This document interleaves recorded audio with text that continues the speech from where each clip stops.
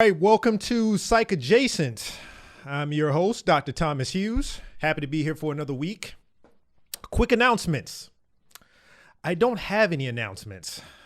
I do have guests that I've booked since I last spoke with everyone, but I don't have any firm dates. So until I get those firm dates, I'm just gonna wait until I see you all next before I confirm and announce those. So with no announcements, we can just dive right in. Dr. Shipley, are you ready? I'm ready. Fantastic.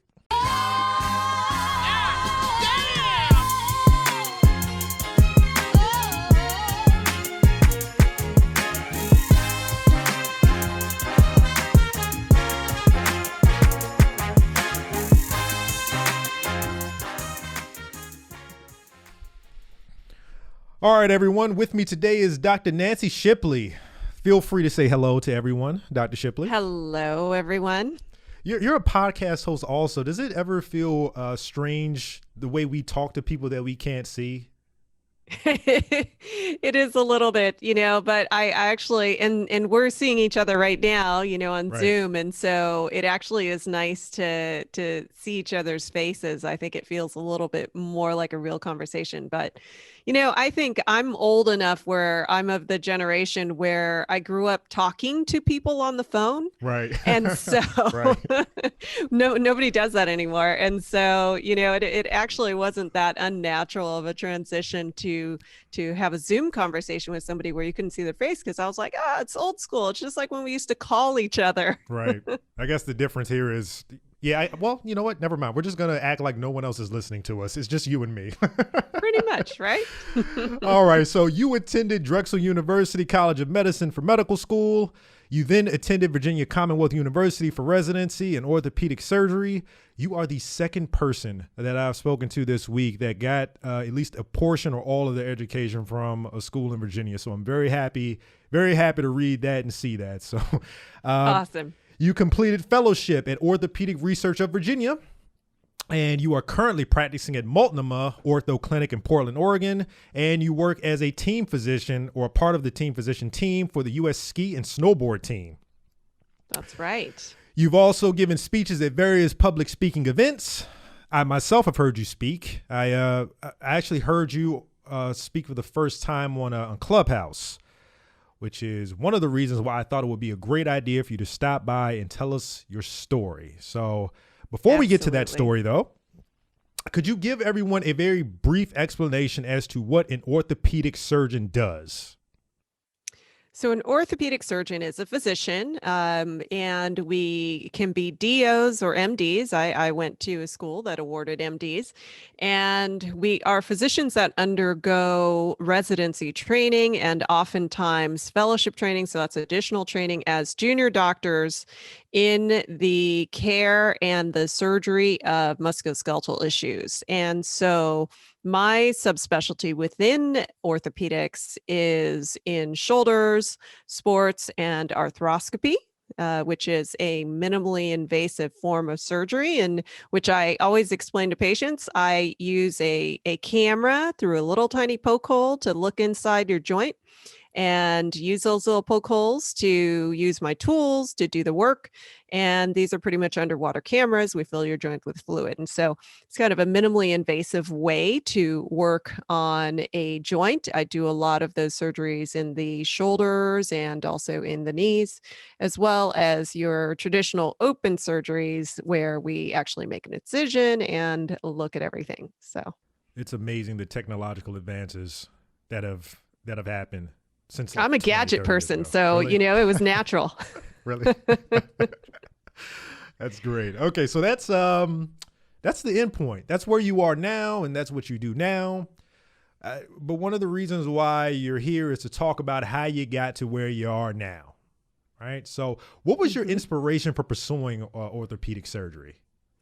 I had an interesting route into medicine. I started medical school at almost age 29. I think I was almost 30. And my first shadowing experience between my first and second years of medical school was with an orthopedic surgeon. It was a family friend that we knew. I don't have any doctors in my family. And this person said, "Hey, you want to come along and shadow me for a couple of weeks and watch some joint replacements?" He was a hip and joint replacement specialist, so adult reconstruction. And I had no idea what orthopedic surgery was. I went into medical school having no idea what it was. I thought I was going to do family practice or internal medicine because I also have a little bit of a background and understanding of complementary medicine, Chinese medicine, and acupuncture. And so I was like, oh, okay, well, that'll be a good marriage with, practicing as a generalist. And as you know, you get into medical school and you kind of really quickly figure out whether you're a procedural type or a not procedural type. And I realized quickly that I really wanted and needed to work with my hands. And so when I had the opportunity to shadow this surgeon, one of the first surgeries I saw was a hip replacement. And for those who have not seen videos of a hip replacement, it is a big whack. I mean, it is a big incision. It's maximally invasive. Now, of course, incisions are getting smaller and slicker these days, but maximally invasive. We're cutting out the ball of the hip socket and reaming out the cup of the hip socket and putting metal and plastic in there. It's maximally just invasive. And I was amazed when days later at the post-operative appointment, I saw that same patient walk in, like literally walking in on his 2 feet, of course, with a walker. But it just impressed me that you could do something so invasive and restore function when this person was hobbled beforehand. And then also just the amazing ability of the human body to recover and to heal. And so I was like jaw on the ground, wow. And it really did not take long for me to say, hold on, I'm going to do a little 180.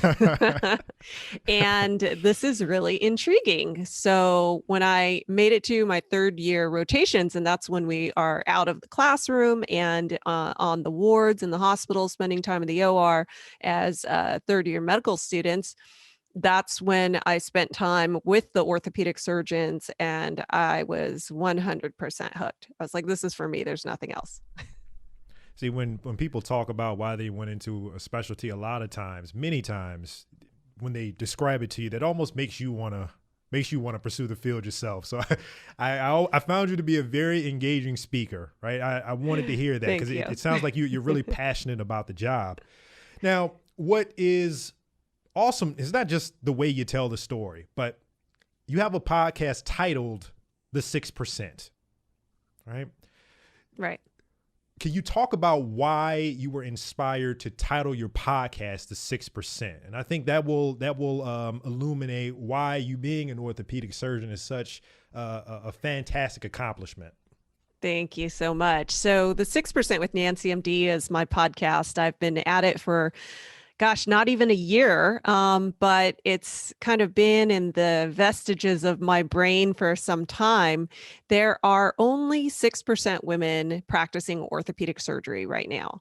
And so that is a very, very small number. There just aren't a lot of women in the field. And as I got into practice and started to find my voice writing and also podcasting, it really has become a very big passion of mine to speak on that. And also in the process of thinking about what I wanted to talk about on the podcast, I realized that it wasn't just women in orthopedics that had these challenges and these triumphs that women in male-dominated fields have.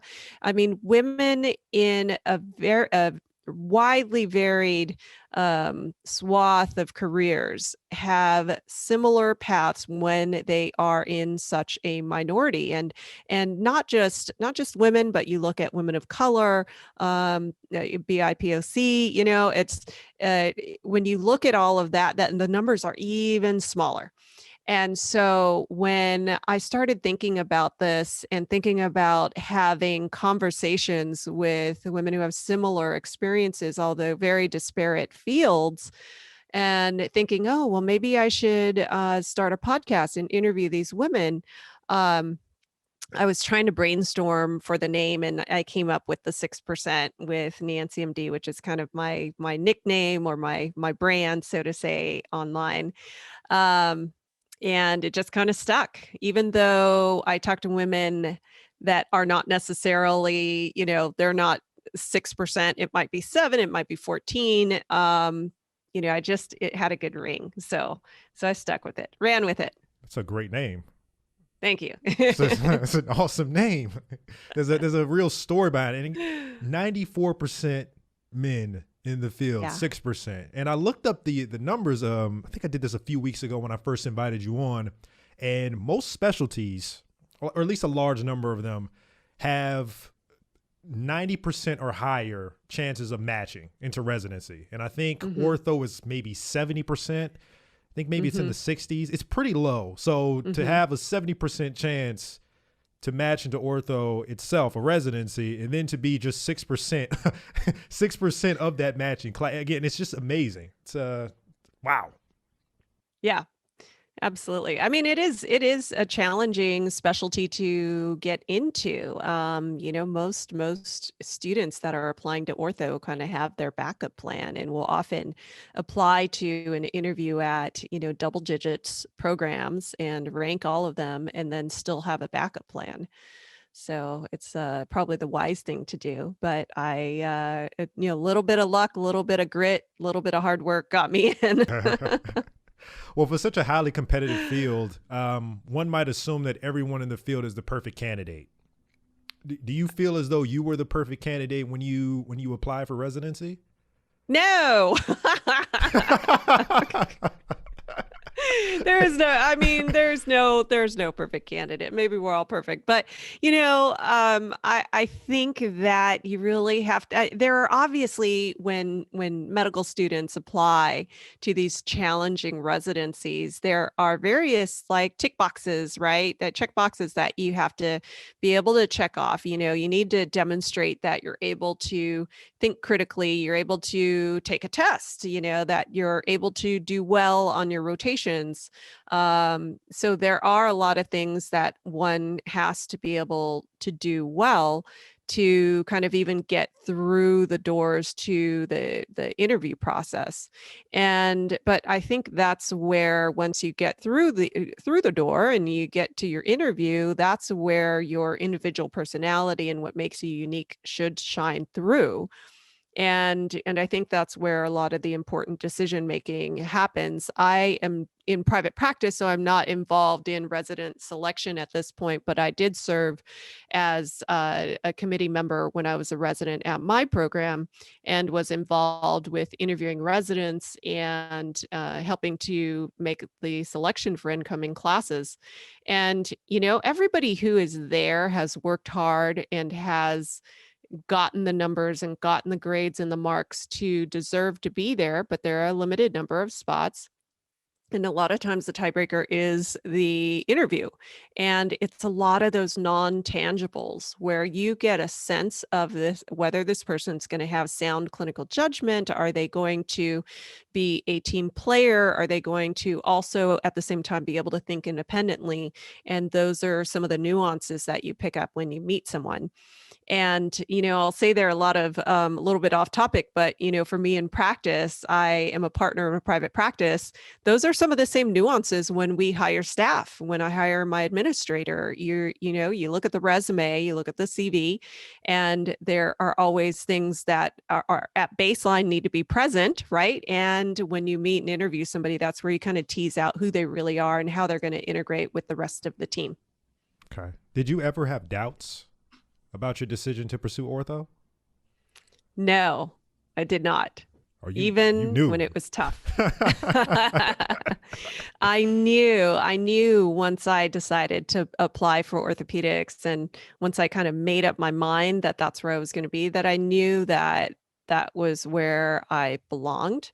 And so much so that when I was a med student and still applying, and people would say, usually outside of orthopedics, we would say, you're going to apply to orthopedics? Well, girls don't really do that, do they? Or are you going to be strong enough? Or oh, are you going to find a husband because no one wants to marry a woman surgeon? I mean, all sorts of crazy comments. But, so much so that even when people would be naysayers, I kind of just laughed it off. And I said, go ahead, try to talk me out of it. I mean, what else are you gonna do really when someone's just being? Well, I call those are haters. I mean, what else are you gonna do? Got to laugh it off sometimes. Exactly. I mean, and some of it comes from a place of just very old-fashioned thinking, but some of it comes from a place of just having the stereotypes of what a surgeon, an orthopedic surgeon, is in your head, and some of it comes from naivete. And I think that part of what you're doing and what I'm doing, and just kind of being out in the public sphere and podcasting and just talking about what our lives are like as physicians. Helps to dispel some of the rumors and some of the stereotypes of what it is like to practice what we practice. And it's good for our fields. Well, I think that's what's your opinion on how close people's perception of an orthopedic surgeon, how close is that really? Because you've done residency, you've done fellowship, you've been in the culture of orthopedic surgery before. How close is the tall, broad shoulder guy that's an orthopedic? How close is that to reality? The brainy ex-football player. Oh yeah. Right. That's the stereotype. I think it still persists, and there are definitely still some jokes out there that perpetuate those stereotypes. And I am somebody who has a good sense of humor. I love funny. And so, I take it in stride. And for example, I'll tell you an aside and then answer the rest of your question. Somebody had coined the term one time, the Chads. Which is what it so like, stereotypical orthopedic surgeon is this big football player named Chad, right? This persona. Yeah. And so, and that's one of the stereotypes that is out there. And so, people chuckle about it and we can laugh about it, but at the same time, the fact that women and people who are not your typical looking orthopedic surgeon are just out there doing their work helps to break down those stereotypes. Okay. Well, if you had the chance to say something to yourself before residency or even before medical school, what advice would you give to yourself? I would tell myself I wouldn't say don't be afraid, because fear is there. Fear has a role when you have anxiety and fear about making big choices and big decisions and taking leaps. But I would say that to use the fear, right? To know that it's there for a reason and to face it down. Because there are always going to be things, that little voice inside your head saying, oh, you're not smart enough for that, or you're not good enough for this, or you're not blank enough. And we're never going to do away with fear. It has a role, but to recognize when that's happening and to turn it around and face it head on. And, and I think that sort of crosses over into the idea of thinking small versus thinking big, right? And so a lot of times we limit ourselves from our full potential, and fear holds us back, right? Because we think we're fearing failure. We're fearing, what could happen if things don't work out. And so, I came to that realization a lot later, well into my adult life, that, you got to kind of just grab a hold of it, acknowledge that it's there, but then say, hey, I'm going to take you on. And I think when you develop that skill, you're always going to have things that come up that make you afraid, that make you not want to change. And things like that. But if you know how to handle it, you have a tool in your toolbox, then you're going to overcome these challenges and you're going to thrive and you're going to learn from your experience. Yeah, I completely agree. I think it's sort of like how people believe that in order to be brave, you can never be afraid. But Right. I've It's heard, not true. yeah, I've heard people say it Yeah. multiple times that it's being brave is not so much the absence of fear; it's more so being afraid and still being able to push through it.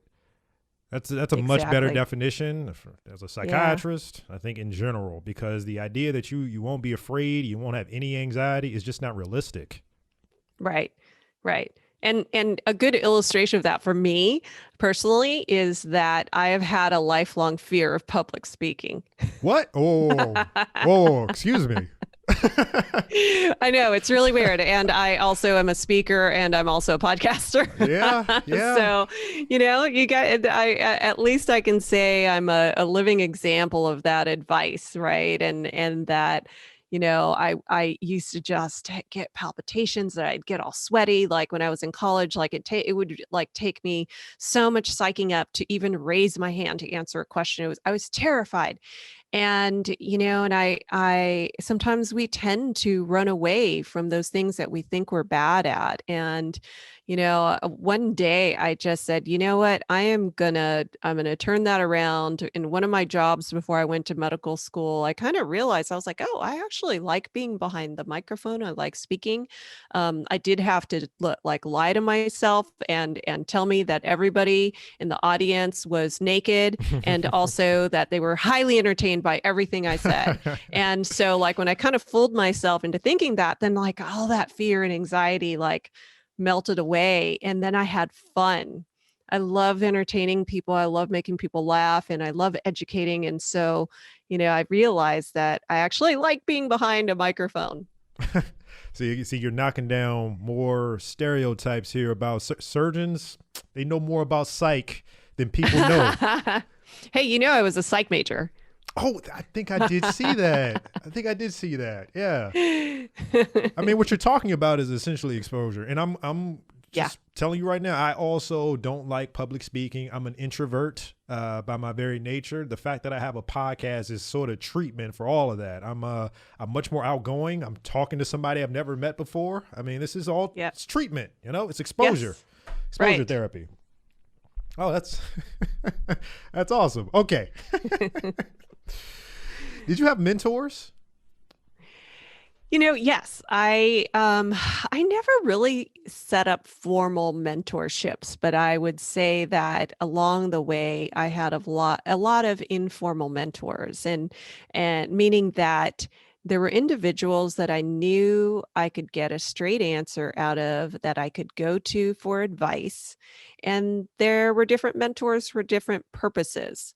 I would say that as I was going before I went into medicine, I met somebody who was a psychiatrist, and really gave me a lot of great advice about and just support about the process of applying to medical school and what to expect. And then throughout residency, I also had mentors, and sometimes they were just residents that were a year or two ahead of me, and that just gave me a chance and had confidence in me. And I knew that I could talk to them about different clinical challenges, different, hospital politics challenges, and things like that. And so, along the way, I've had multiple mentors. And even now, as I am in practice, and also navigating the world of podcasting and speaking and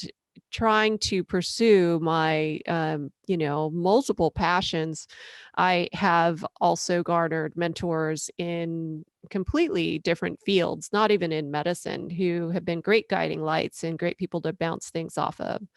I've been very lucky to meet individuals who have a big pay it forward attitude, who don't expect anything in return. And as a result, I try to pay it forward myself.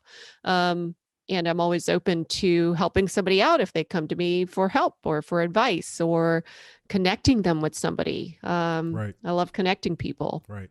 So, Yeah, I asked that question because, I mean, we were just talking about being brave, and it's nice to have people to turn to, especially in your field. It's intense. It can get intense in times. The amount of hours that you spend in the hospital. It's good to have a good support system. What would you call your biggest? What would you say is your biggest way to relieve stress? these days, I would say tennis. Tennis. Was not expecting that. Tennis. Talk to me about tennis. So, wait, well, first, before I answer the question, what were you expecting? I thought you were gonna. Did I see you? Not skiing, but you were in the snow, I think. Yeah. Okay. Yeah. I'm a snowboarder too. Okay. Yeah. That's what I was. Yeah. I was thinking maybe that, or yeah, not tennis. That's up there. I mean, Okay. that's up there. But I also am like one of those, people who are polymaths and have multiple interests. Yeah. Yeah. And so I would say when I'm up on the mountain and it's good snow and it's quiet and I'm like unplugged because you can't text message while you're snowboarding, you'll fall down. You're disconnected, right? That is definitely a good stress relief. But I would say that, that takes a drive. You got to drive an hour and a half from here up to the mountain and you got a lot of gear as opposed to, something that is a mostly year-round part of how I get exercise and how I relieve stress has been tennis for the last like 3 years or so. I picked up tennis in my 40s. I'd never picked up a racket before. And I took a lesson. I got on a team after a little while and it just really kind of got addicted to tennis. It's same, just like snowboarding, you're out there and you are forced to forget about anything else that is stressing you out that day. You can let it all go and you are forced to focus on this little yellow ball coming at you at however many miles per hour. And if you don't react and really stay on it, then you're going to lose your point or you're going to get hit in the face or, Yeah. or whatnot. And so that's been a really great stress relief for me. Are you the type of person where if you try something and you really like it, you're really focused on it for the next few weeks or months until you master it? Are you that type? Okay. Yeah. Yeah. That's definitely me. I'm I'm a binger. Like I'm spending a whole lot of time on Clubhouse right now too. Oh, really? I discovered it. I was like, this is amazing. So, whether it's with technologies or gadgets or, sports or new hobbies, I definitely, if I find something and it really piques my interest, I will dive headfirst and learn everything I can. Yeah, there's a few places I can't go into safely. Best Buy, Home Depot. There's one other place, but anything where I like find tools and I make something. Yeah. This podcast is a result of that type of mindset. I see a lot of equipment. Oh, gee. Yeah. Well, some of that is podcast. Some of that is just me being disorganized. Yeah. It's a good backdrop. Yeah, but that personality type, and I think you mentioned you mentioned some emotions that you had that you're using as tools to make yourself better. It's you have to be willing to be wrong a few times in order to get things right, and I think you have been using your own personality traits to make yourself the best that you can be in your field. So as a psychiatrist, I just wanted to point out that I noticed that. Well, thank you. All right. So any thoughts that you might have on what might improve this 6% that you've named your podcast after in orthopedics or just medicine in general, where there are low numbers of women or just maybe minorities in general? Any thoughts on that at all? Yeah. I mean, it seems like it could be a simple topic, but when you start thinking about it and just the broad reaching implications of diversity and equity in our society, I mean, there are so many different touch points at which you can influence whether you have more diversity and more women within a field like orthopedics, for example. As far as the numbers of women versus men in medical school, it's pretty close to an even split. Right. But why are we losing women from that point to other specialties instead of being attracted to orthopedics? And there's a big problem there, because within orthopedics, you want to recruit the best and the brightest. And when you only have 6% women practicing, but yet you're drawing from a pool that is 50-50 male female, there's got to be a dropout of talent that we're not recruiting. Right. And so, where do you start to address that issue? And I think that some of the old stereotypes that are still out there of what an orthopedic surgeon should look like, what kind of hobbies they should have, what their personality should be like, I think that is one barrier. But I think another is the lack of having faces that look like you uh, to look up to. And I think that in general, we can be more conscious and do a better job at identifying mentees and having a good mentorship program. And then another big thing is just the culture of surgical specialties in general, but especially orthopedics, because our numbers are so low. And I think and I talk a lot about not just how obviously women often will support women, not always, and how that sense of camaraderie and having that is important. But the other huge piece of this is the allyship and the he for she movement, in which there are men who are equally supportive of exposing our field to women who have potentially will be brilliant surgeons. And how do we not lose these women? And so, I think that is another huge piece of it. And when you look at the variability in which sometimes in some situations men and women are treated differently within surgical fields, you can have another woman stand up for you and say, hey, that's not right and whatnot. But something to think about is what is being said behind closed doors in the men's locker room that maybe wouldn't quite be fair or appropriate for the women in the program or women candidates. And so, I think that to change that culture, there has to be somebody in both locker rooms that'll speak up and say, that's not how we talk about people. That's not how we treat people. And I don't think it's right, and to call out bad behavior, to call out inappropriate behavior. So I think that's another piece of it, in addition to having the mentee mentorship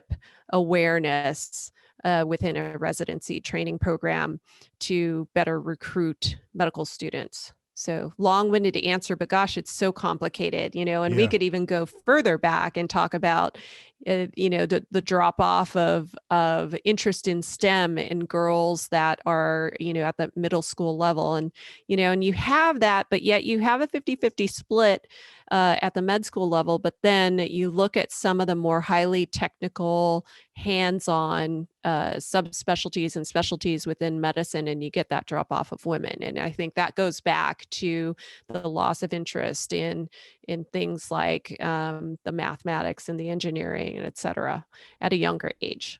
Yeah, the 6% is it's an obvious sign that something is imbalanced. The question is, how imbalanced is it, and what's causing the imbalance, right? You mentioned a lot of things that happen behind closed doors. I mean, I just think there's a lot of barriers, for women, people of color. There's barriers that we aren't aware of that we're going to have to all start paying attention to if we want, because I don't think we're going to get 50% for everything, right. 50% men, and that's not women. necessarily the goal, right?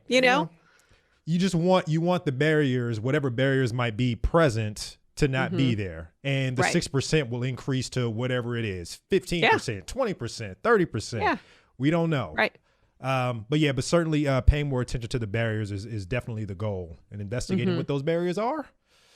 That's something hopefully we'll be doing over the next few decades. Okay. So do you have any advice for anyone interested in pursuing ortho, either at the high school level, college level, or even the medical school level? Any advice? I think finding somebody to shadow when you're at the high school and college level is a great thing to do. It gives you an early exposure. It creates a potential mentorship relationship there. And, and not everybody has a family friend that they can talk to, but most people have a doctor, right? So they have their pediatrician, and that is a great place to start and be like, hey, who do you refer your orthopedic cases to? Who are the peds ortho surgeons that you refer to? Can you make a phone call? And sometimes it's just asking. A lot of times that barrier is just asking and saying, hey, can you make a phone call for me? Can you make an introduction? And I think the ability to ask that and to get over being afraid of asking for help like that is really important. And that's one step, and aside from the obvious, where you want to make sure that you are getting the good grades and that you're studying and getting good test scores, that we were talking about earlier, as far as residency candidates, that's you got to stamp those boxes to get your foot even in the door. So, you want to make sure that you're thriving in those areas, but to kind of get a little bit of that real life exposure, I think that's where at the earlier stages, shadowing is great. And also demonstrating an interest in humanitarian types of endeavors, I think also shows what kind of a person you are. And so looking at sort of what things you're doing for volunteering or getting involved, like in college, getting involved in research, being a research assistant, whichever kind of floats your boat. Not everybody loves research, but sometimes that's one thing to do to demonstrate your interest in medicine. Those are all helpful things. And my very last question for you, okay? We spoke about this at the very top of the show. I don't know if it got recorded or not, but you spoke about work-life balance. Yes. And again, this is somebody that's now on the opposite side of training, and you now got a stable job. You're working, but you're working more, but not as intensely as you were maybe like 10 years ago. I don't know. I don't know how to best describe it, but what would you recommend to people who need some advice on how to balance work and life? I think about this a lot, and work-life balance is a term that we use often, but is it truly a balance, right? And when you think about, for me, I'm a mom, I'm a wife, I'm a surgeon, I do all these other things, and is it that everything kind of has their neat little bucket, and each bucket is on either side of the scale and they're equally weighed? You got 50% here, you got 50% there. That's not really how it works. And, I really like the idea of work-life integration, where you kind of get these different areas of your life to coexist and live in harmony with each other. And there is a little bit of a push-pull, there's a little bit of a give and take. And, it is hard to, go full force at everything all at once. And sometimes you step forward a little bit in this one, you step back a little bit in another. So, I like to think of it a little bit more as work-life integration. But, what we were talking about before the show is, kind of the demands of being a surgeon, the schedule being a surgeon. And, it can be, when you first get out in practice, I think there's got to be some hustle, in private practice. That's what I could speak to. That's all I know. you have to get into a community and establish yourself as somebody that you want your referring doctors to refer to. You want to build a reputation as a good surgeon, not just a good surgeon, but a good surgeon that has a good bedside manner where your patients don't run from your office crying, right? We really have, I think surgeons oftentimes have a bad rap for, being a little hard around the edges and not having great bedside manner. And I feel like that's something I have worked really hard at, making sure that my patient walks out feeling like they have left with something, even though I haven't necessarily offered them surgery, or maybe I haven't even prescribed anything, but that they have left with more information and more education. And I think all of these things are important. And so in private practice, you hustle a little bit on the front end. And I took call and there were long nights. And as you get a little bit further along in practice, then you can kind of start to make conscious decisions of where and how you want to spend your time. And so my shift away from taking call coincided with, seeing a pattern in which I was getting a good amount of referrals just from people who said, oh, you should go see Dr. Shipley because she's really great with shoulders, and to hear that coming from our PTs in my community and my referring providers in the community really means a lot. And so I made a conscious decision to say, hey, I'm going to pull back on call because that doesn't really bring me all that much joy. uh I'm gonna focus on the parts that give me joy, and because I'm pulling back from the call, that also affords me the ability to spend more time with my family and to be the kind of mom that I want to be. And so, I think those are all considerations when you think about that work-life integration. All right. Well, if anyone wants to visit you during the work part of your balance, they can find you at Multnomah Orthopedic Clinic in Portland, Oregon. Correct? That is correct. All right. I pronounced Multnomah properly, right? That is right. You did it exactly right. Multnomah. I looked it up on YouTube and I heard a few people, but I wasn't sure which one was correct or not. All right. Multnomah Orthopedic Clinic in Portland, Oregon. And your podcast, the 6%, how often do you premiere episodes? So I have seasons that are 12 episodes long, and they come out once a week. I'm in between my second and third. I just finished recording all the guests for my third season, and I'm so excited. I have some really, really amazing women lined up, of all sorts of different careers, a couple in medicine, but many, many who are in things so far away from medicine that it just gives a nice amount of diversity to the type of guests that I have. Awesome. And you can find that on which platforms? So the 6% with NancyMD will be on Spotify, Apple Podcasts, and just about all your major platforms. You should be able to find it. And if there's any difficulty finding it anywhere, I do list all of my episodes with links on my website, which is NancyMD.com. If you want to find the podcast section, it's NancyMD.com/podcast. Oh, yeah. Don't forget to plug your Clubhouse. And I'm on Clubhouse. Yes. NancyMD on Clubhouse. All right. Well, I want to thank you for stopping by. I had a great time talking to you. Great meeting you. Seeing you in person. That's all right. Versus emails. Yeah. And maybe very nice to meet you as well. Yeah. You too. This was great. I appreciate you stopping by, and we'll be in contact. Bye-bye.